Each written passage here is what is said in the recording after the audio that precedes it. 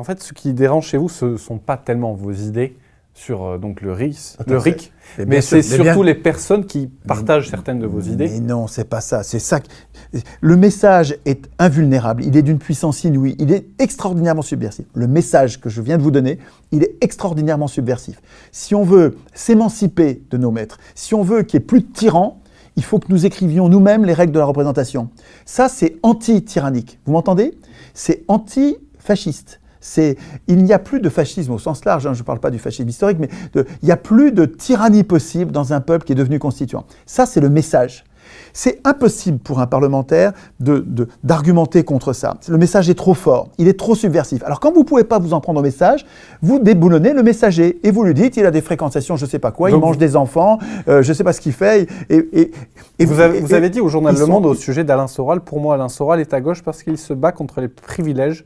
C'est un résistant. Et alors, oui, c'est un résistant. Oui, c'est vrai que c'est un résistant. Et alors, c'est un résistant. Écoutez bien ça. Et alors vous ne disiez pas être proche d'Alain Soral. Mais je ne suis pas proche d'Alain Soral du tout. Mais dans la résistance pendant la guerre, il y avait des communistes qui se battaient avec des maurassiens. Vous m'entendez, des maurassiens. Des maurassiens, c'est la droite de la droite la plus dure, hein, des maurassiens. Ça vous gêne pas ? Ben non, c'est pas gênant. C'est-à-dire que quand le pays est en survie, oui, les communistes se mettent avec des maurassiens. De Gaulle était maurassien. Je ne comprends pas ce qui est cette espèce de montagne de polémique qu'on fait sur un mot complètement surdimensionné. J'ai dit une fois dans ma vie que Soral était résistant et maintenant on fait tourner ça en boucle comme si je le disais tout le temps.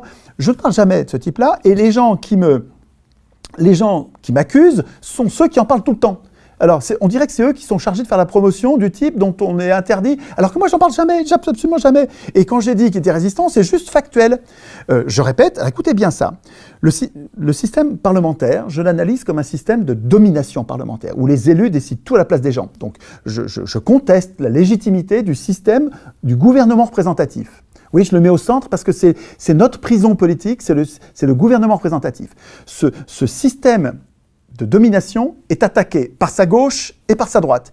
Il est attaqué par sa gauche par les démocrates, ou les anarchistes dans le beau sens du terme, c'est-à-dire les gens qui se méfient des pouvoirs. Donc il est attaqué par des gens qui ne veulent pas de chef, et il est attaqué par sa droite par des gens qui veulent des chefs. Ils ne font pas confiance au peuple. Par la droite, le système de domination parlementaire est attaqué par les gens qui veulent un chef, les autoritaires. Écoutez bien ça, écoutez jusqu'au bout s'il vous plaît, c'est super important. Le système de domination est attaqué par sa gauche et par sa droite.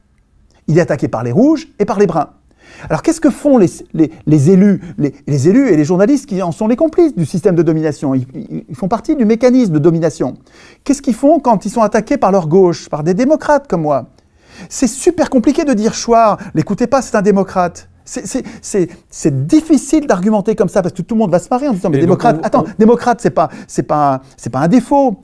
Donc ils peuvent pas faire ça, ils peuvent pas attaquer mon message de front. Qu'est-ce qu'ils font ? Ils disent ils ont les mêmes arguments qu'à la droite. Et donc, c'est les mêmes, et donc ils nous confondent en disant, et c'est eux qui sèment la confusion, en disant c'est des rouges, bruns, c'est-à-dire qu'ils font comme si nous avions le même projet de société. Alors que c'est vrai que nous avons en commun de résister. C'est pour ça que je parle de résistants. C'est vrai que, et je peux pas faire autrement, c'est factuel. Les gens à l'extrême gauche ont en commun une bagarre avec les gens d'extrême droite. Ils ont en commun une détestation d'un régime de domination qu'est l'escroquerie parlementaire.